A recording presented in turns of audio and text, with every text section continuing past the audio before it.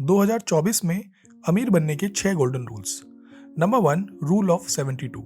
आपका पैसा कितने दिन में डबल होगा, इसके लिए रूल ऑफ 72 का यूज होता है। इसमें 72 को साल में मिल रहे रिटर्न से डिवाइड करना होता है।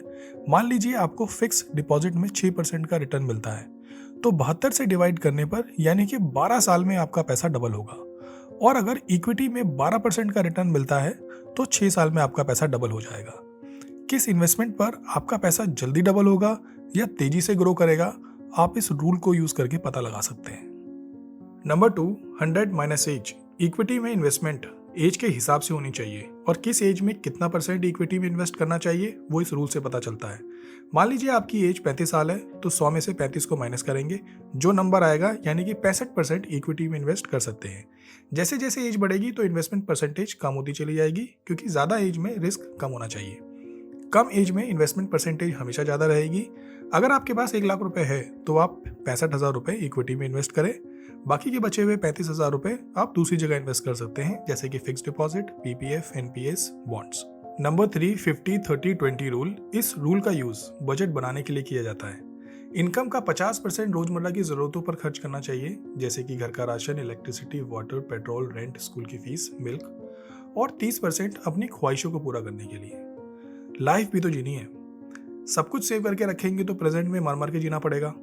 इसलिए सैलरी का 30% अपने वेकेशन पे खर्च करें, रेस्टोरेंट में खाना खाने जाएं, किसी को कोई गिफ्ट देना तो वहाँ खर्च करें, मूवी देखने जाएं, जो भी आपको पसंद हो वहाँ पर वो पैसा खर्च करें। आपको कभी भी एहसास नहीं होना चाहिए कि हमने अपनी लाइफ सही से नहीं जी।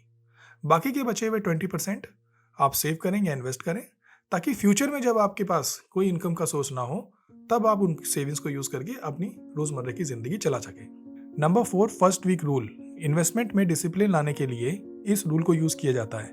आपकी सैलरी चाहे 1 तारीख को आए, 2 तारीख को आए या 30 तारीख को आए, आपको महीने के पहले हफ्ते में ही सैलरी का 20% इन्वेस्टमेंट कर देना चाहिए।